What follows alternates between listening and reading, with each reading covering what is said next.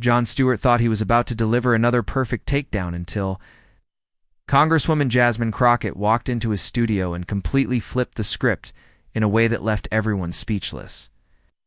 What happened next wasn't just television. It was a masterclass in how to handle power with grace and fire.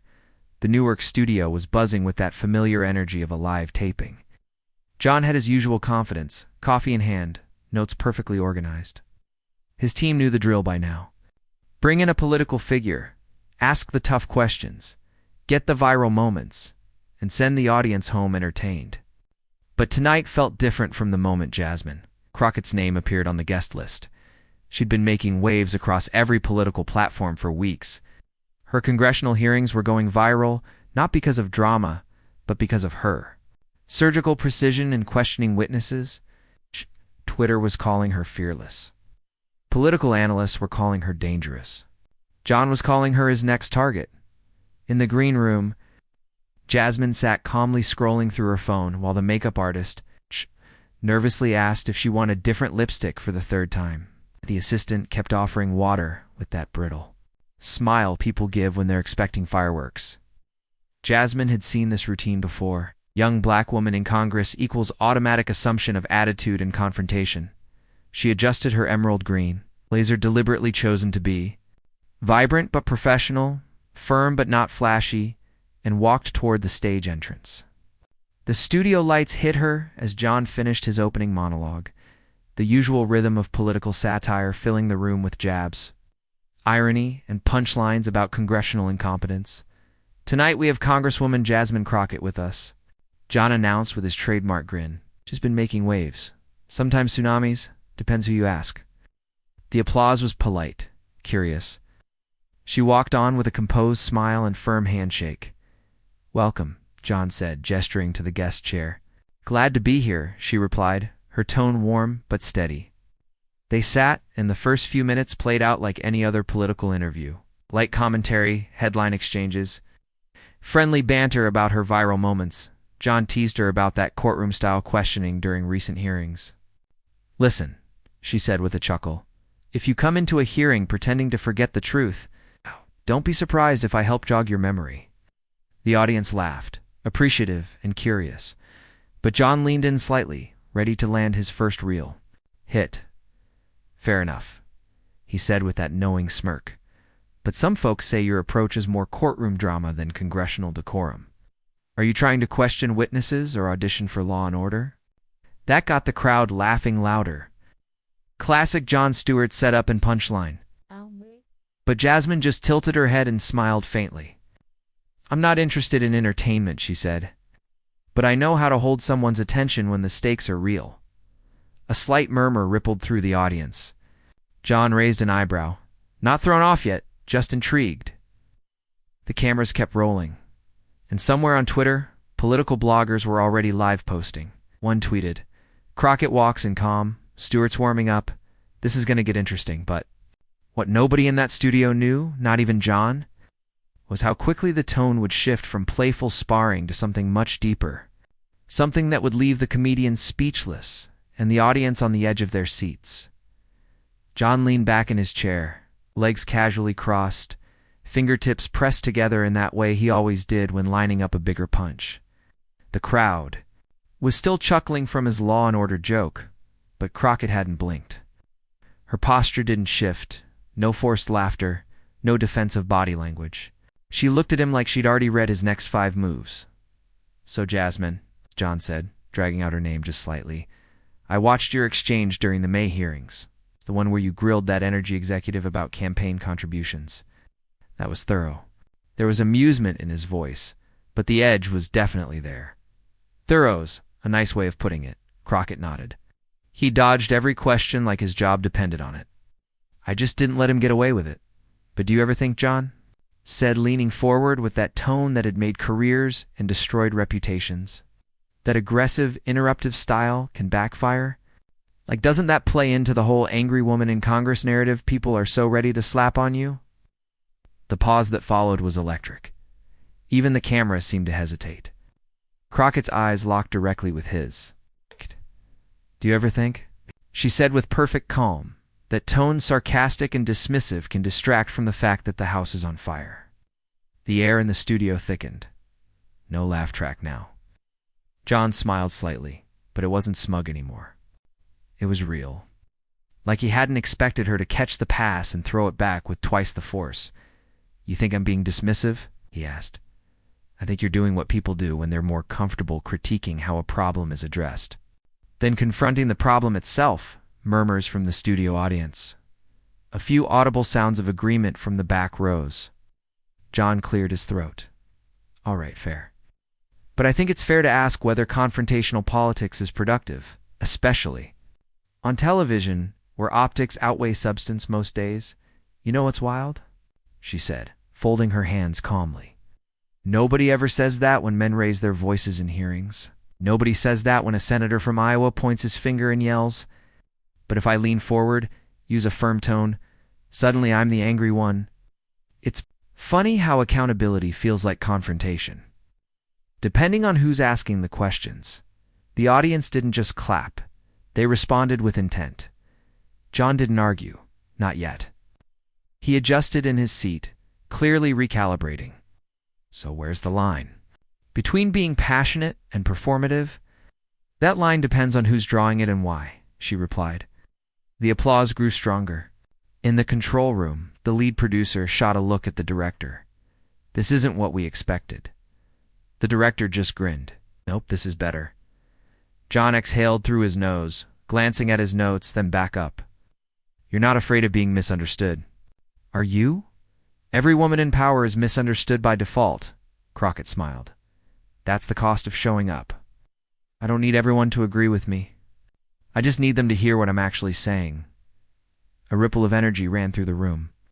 Even John couldn't hide his shift in demeanor. He tapped his pen against the desk, not to interrupt, just thinking. But there's this idea. He started again. But the system only changes slowly with patience. You're fast, loud, direct.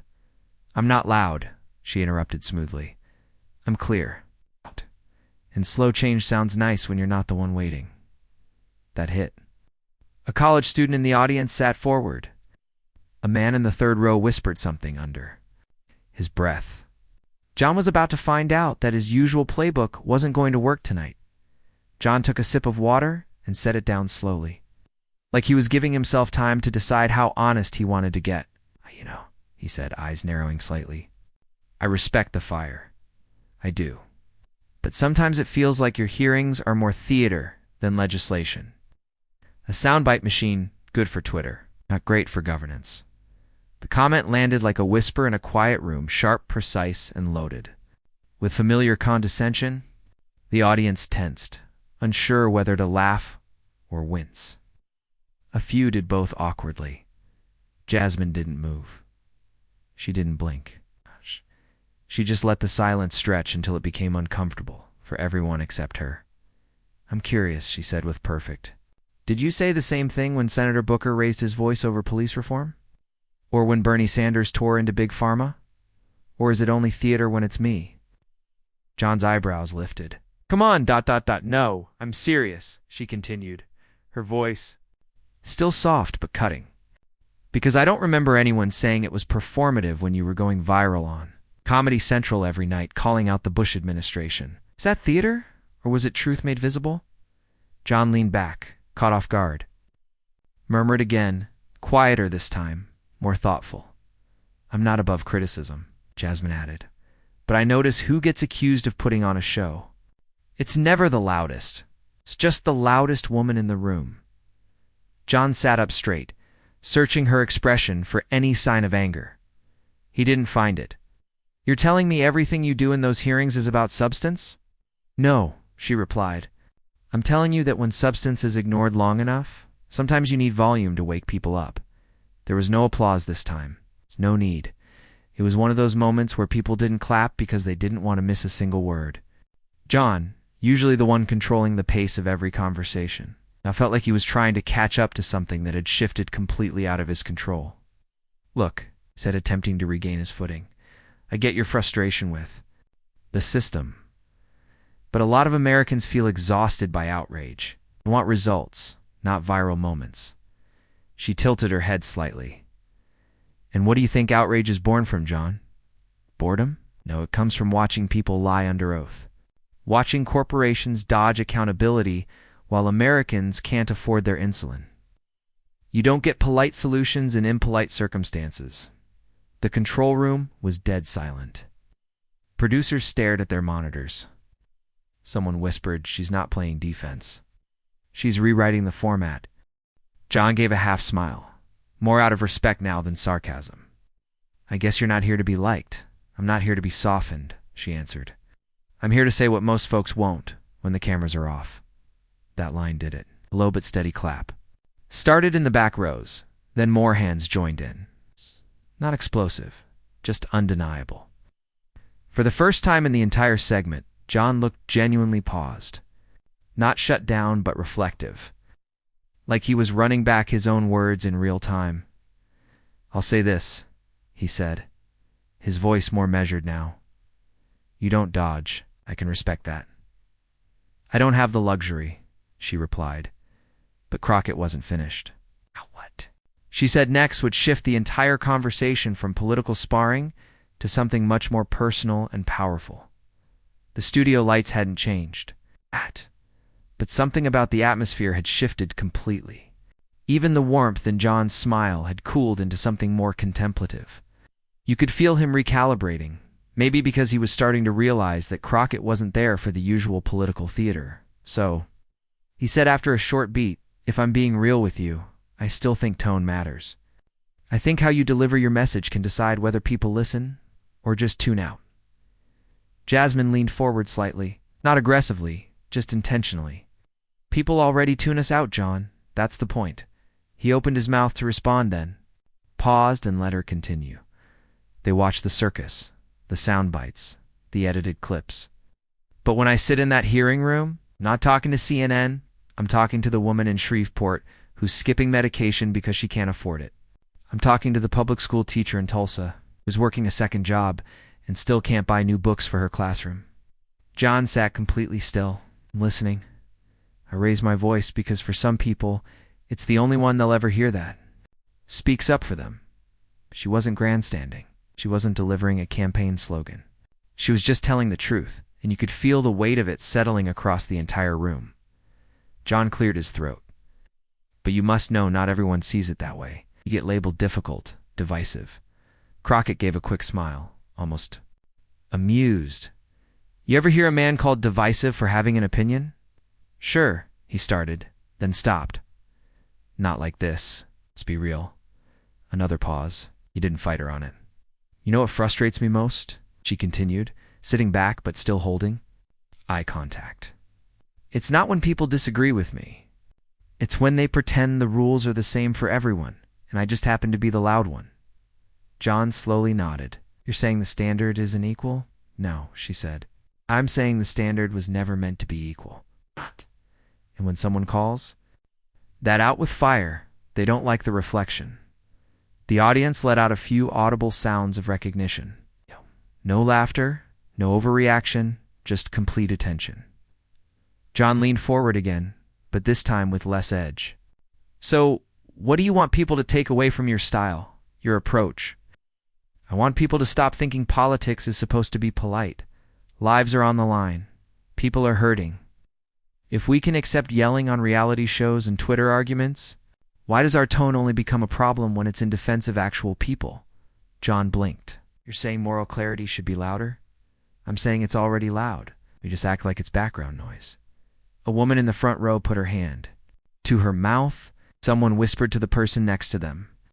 The realization was spreading through the audience that this wasn't just another political interview anymore. This was something else entirely. John tapped his pen again, not nervously, just thoughtfully. "You ever afraid they'll stop inviting?" "You two shows like this?" She grinned. "They can stop inviting me. I'm still going to show up where it matters." But before John could ease the tension with humor or change the subject, Jasmine had already decided to raise the stakes one more time. What she said next would change the tone of the entire conversation. For good, the audience didn't shift in their seats. They didn't cough or clap or laugh. They just listened, because something was happening on that stage that felt less like television and more like truth being spoken to power in real time. John held the silence for a moment, then spoke with the tone of someone who had put his armor.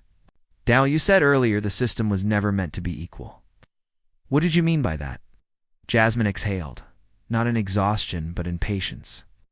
Like she'd answered this question 1,000 times before, just never with someone who really wanted. To hear the answer, Congress was designed with a certain kind of person in mind, she said. And it wasn't people who look like me. Not women. Not black women. Definitely not loud black women.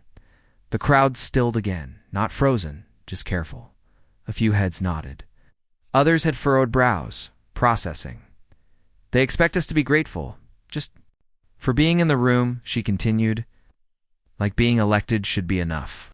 Like we're supposed to feel lucky we got in, and not dare raise our voices once we're here. John didn't interrupt, so when I speak up the way I do, when I push back on CEOs and senators and people who've never had to answer to someone like me, it's seen as overstepping, but I'm not overstepping. I'm filling space that was always mine. Her voice didn't rise, but the effect of her words did. The tension in the room transformed into something different. Respect, maybe, or recognition. John looked down at his notes, then closed the folder entirely. That wasn't performance. That was surrender to the conversation. "I'm not saying you're wrong," he admitted, eyes meeting hers. "I think I've just been used to watching these hearings from a distance. It's easy to see performance when you don't feel the urgency behind it." Jasmine nodded. Urgency isn't always comfortable to watch, but it's honest. They both sat still for a moment. Nobody moved. "You know what's crazy?" she added. "I get more backlash for my tone than some people get for doing absolutely nothing in Congress. Think about that. Some of us are judged for being too loud. Others are praised for just existing and voting safe." John grimaced. "You're not wrong, that wasn't part of the show. It wasn't in any script. You ever feel like the outrage itself is exhausting, though?" He asked like it burns people out. "Outrage doesn't burn people out," Jasmine said. "Hopelessness does. Watching nothing change that burns people out. I'm not fueling despair. I'm reminding people they're not crazy for being angry." A few people in the crowd clapped again, this time with more confidence. Backstage, the director leaned toward the monitor and whispered to the sound technician, "He's not hosting anymore. She's driving now," and it showed. John wasn't cornered. He was changed. You could see it in how he stopped waiting to talk and started. "Actually listening? Asterisk, there's this clip of you questioning that tech CEO," he said. "What was his name? Bradrick, right? You asked him 6 times about AI bias, and he just kept repeating the same non-answer. And then you said, 'Your money protects your image, but it won't protect the people your technology harms.'" Jasmine smirked. "I remember that. That was sharp," John admitted. "And I thought it was a little much at the time. But now I see if you'd said, 'It's softer,' it wouldn't have landed."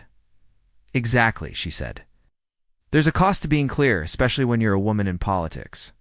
But you either accept that cost, or you get comfortable saying nothing." John sat back in his chair, his entire energy. Different than it had been at the start of the interview. But Jasmine wasn't done. What came next wasn't just personal, it was historical, and it was going to put the entire conversation in a completely different light. There's a moment on live television when everyone, the host, the guests, the crew, the audience, knows something. Fundamental has shifted, but no one quite knows what to do with it. That moment had arrived. People in the front row weren't just watching anymore. They were leaning in, completely absorbed. A middle-aged woman with salt and pepper hair mouthed "wow," as if Jasmine had said something she'd been thinking for years, but never had the words for. Even John's staff, used to the rhythm of Joe Claffpaws, had gone quiet. The director leaned forward in the control booth and said under her breath, "Don't cut to commercial. Let it breathe." On Twitter, clips were already making the rounds. A 24-second snippet of Jasmine saying, "I'm not overstepping, I'm filling." Space that was always mine had crossed 100,000 views in under 10 minutes. The comments flooded in. She said that with her whole chest. Crockett just shut Jon Stewart down respectfully, and I love it. This is the kind of fire we need in Congress. Back in the studio, John shifted in his seat again, slower this time. "You know," he said, almost laughing, "I thought I was inviting you here to spar a little. Poke at politics, crack some jokes. Still can, Jasmine said, cracking a small grin. I think I'd lose, he admitted. The audience chuckled, not at Jasmine, but with her. For the first time all night, the tension let up just slightly. But I'll be honest, John continued. I didn't expect to feel like I was the one being interviewed. Asterisk, you're not, Jasmine said. You're being reminded. John raised an eyebrow. Of what? Comedy is powerful, but it's not a shield. And neither is cynicism. He blinked at that. I know you've used humor to wake people up, she continued, but if we laugh too long, we fall asleep again. I'm not here to keep folks entertained. I'm here to keep them alert. Silence again, not dead air, just charged space. An audience member called out softly, Say that again? Another clapped once, loud, almost like instinct. Cameras panned to faces. Some wide-eyed, some nodding, some just still and processing. I'm not against humor, Jasmine added, but I am against detachment disguised as intelligence. There's nothing smart about giving up, John. Looked down briefly, then back at her almost sheepishly. You ever worry that you're too principled for this? Business? She smiled. I worry I'm not principled enough. That line struck something deeper. It wasn't defiance, it was humility, and it cut through any idea that power and ego always go hand in hand. A man in the second row started clapping slowly. Then more joined in. Not the forced warm-up kind of applause, this was real, genuine. The kind that doesn't need a sign to tell people when to respond. Even John, who had made a living roasting both sides of the political aisle, looked like someone who had just sat through a masterclass. His face wasn't smug anymore. He was serious, thoughtful. He leaned forward again, elbows on the desk now. All right, I'll ask you the one question every politician gets and most of them fumble. Why do you do it? What makes you stay? Jasmine didn't hesitate, because I can't. Afford to be quiet, simple, clean, heavy. She paused, then added, I didn't run to build a career. I ran because I was tired of watching people who don't understand our communities make decisions that destroy them. I stayed because every time I think about quitting, someone calls my office crying over a medical bill, or a court date, or a closed school. I want to remember I'm not here for applause. I'm here because someone has to tell the truth in a room full of people who profit off lies. The crowd stayed quiet, fully locked in. But the power of the moment wasn't just in what Jasmine said, it was in how John finally reacted, and what that told the audience about listening, growth, and who really owned the stage that night. John looked different now, not shaken, not embarrassed. Just more open, like someone realizing the conversation wasn't what he expected, but maybe what he needed. His face relaxed. The tension in his shoulders softened. Even his voice carried less of the late-night polish and more of something real. All right, he said, letting the silence stretch a little. You win. That got a few laughs from the audience, light ones. The kind that come when people exhale all at once. I didn't come here to win, Jasmine replied. I came here to be heard. You did that, he said. Loud and clear, he meant it. The sarcasm was gone. What replaced it was a kind of quiet admiration that couldn't be faked. Then he reached for a card on the desk. Part of his prepared questions, but stopped mid-movement and tossed it gently aside. You said earlier that the system was designed for certain people. But here you are, sitting in it, pushing against it, reshaping it. Doesn't that wear on you? Every day, Jasmine said plainly. It's like trying to rebuild a house while you're still living inside it. The roof leaks, the walls bend, and people keep asking why you're raising your voice about the rain. That one hit. A woman in the third row covered her mouth. John blinked, processing. You ever think about walking away? I do, she admitted. Not because I'm tired of fighting, but because sometimes I wonder if anyone's listening. Then someone sends a letter or shows up at an event and tells me their daughter watched one of my hearings and realized she could speak up too. That keeps me in it. John nodded slowly. You could tell he was no longer performing. This was personal. Now, I don't think people realize what it costs to do what you do, he said. To show up in those hearings not just prepared but unafraid. They don't have to, she said. That's the point. They're not supposed to carry it. I am. He looked at her for a long moment before saying anything else. You know, when I first saw that clip of you questioning the telecom guy, what was his name? Bratrick, she said again, right? I thought, damn, she's intense. But watching it now, with everything you've said tonight, I think I was just uncomfortable seeing someone speak like that without flinching. That's not intensity, Jasmine said. That's clarity. John leaned back in his chair again, rubbing his temple, with a slow motion that showed more than words ever could. Ah! Then he chuckled lightly, not mockingly, just surprised.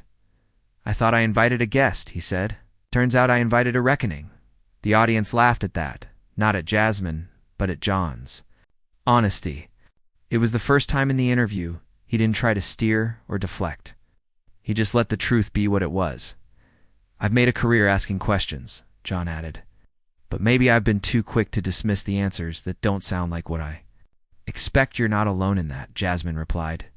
We all get comfortable with the sound of our own version of justice. The real test is whether we're willing to listen when it sounds different. Now it was John who paused. The segment didn't feel like television anymore. It felt like someone pulling back the curtains and saying, "Here, look. This is what honesty looks like when it's not filtered through applause." The audience stayed quiet, not because they weren't moved, but because they didn't want to interrupt something rare. But just as the moment seemed to reach its peak, Crockett offered one final story. Something personal that would bring it all down to a human level and seal the moment, not with fire, but with grace. Jasmine took a slow breath, then shifted in her seat. The lights were still warm on her face, but her voice dropped just slightly. The way people speak when they're about to share something they don't often say out loud, you know? Last year I got a letter, she began. It was from a woman in Albuquerque. Single mom, 3 kids. She said she'd never paid much attention to politics, never trusted politicians. Thought we all talked too much and did too little. John stayed quiet, but one day she saw a clip of me. At a hearing, asking a pharmaceutical executive why insulin costs more than rent, she wrote, "You sounded like me, like someone who knows what it's like to choose between groceries and prescriptions. You didn't sound like Congress. You sounded like a neighbor." Jasmine paused, letting the weight of that line settle. "That letter's pinned to my office wall," she said. "Because every time I get called too loud, too aggressive, too much, I read it again. And I remember who I'm really speaking for." The audience didn't clap. They didn't need to. Their silence was reverent. John looked down at his hands. When he spoke, again, his tone was stripped of all performance. "I've sat across from senators, governors, presidents, but I don't think I've ever had a conversation like this one." She smiled, not boastfully, just present. Because most of those people weren't listening to be changed, they were listening to respond. He laughed under his breath, guilty as charged. That earned a few light laughs from the audience, but the rhythm had changed completely. What had begun as a witty back and forth now felt like 2 people, one long hailed as a sharp-witted truth-teller, the other a rising voice many had underestimated meeting in the middle of something real. "You know," John added, "I didn't bring you here tonight to get a lecture. Then you shouldn't have asked questions with real answers." She said quickly, grinning. The crowd cracked up. So did John. "That's fair," he said, shaking his head. "I'm not trying to convert anyone," she continued. "But I do think we all have to stop pretending politics is a performance. It's not a game show. It's not a meme. It's people's lives." Asterisk, he looked at her like he wanted to argue but couldn't, because he knew she was right. "Do you think there's a version of this system where you don't have to fight so hard to be taken seriously?" he asked. Jasmine shrugged. "Not yet. But if I wait for that version to show up before I speak, then I've already lost." And there it was. John sat back again, but not in retreat, more like respect, something that doesn't always come easily to him. "On air? I've always tried to use my platform to call out hypocrisy," he said, "but I think I've missed something. You're not just pointing fingers. You're reminding people what representation really looks like. I'm reminding them it's okay to be uncomfortable," she said. "Growth usually starts there." That line struck again. In the audience, a younger man in a faded denim jacket turned to his girlfriend and whispered, "She's going to be big, like way bigger than just Congress." And maybe that's what everyone was thinking. In that room, maybe this wasn't about political sides anymore. Maybe it wasn't even about tone or style. It was about seeing someone walk into a space they were never meant to fill and claim it, with such precision that the space couldn't help but bend around them. "You weren't a fan tonight," John said at last. She's not joking. "I didn't come here looking for one," she replied, "but I'll take it." The show wrapped without the usual fanfare. Oh man, no flashy jokes to close. No clever punchline to tie things together. John thanked Jasmine sincerely, shook her hand, and the screen faded to black with a kind of stillness that made people stay seated longer than they normally would. Backstage, the energy was unlike any taping that season. No one rushed to break down the set. The sound technician pulled off his headset slowly. The makeup artist leaned against the wall, her brush still in hand, eyes unfocused. The director walked straight over to Jasmine as she stepped off stage. "You didn't just hold your ground," she said. "You shifted it." Jasmine smiled lightly. "I didn't. Come to perform, you didn't," the director replied. "But you left an impression."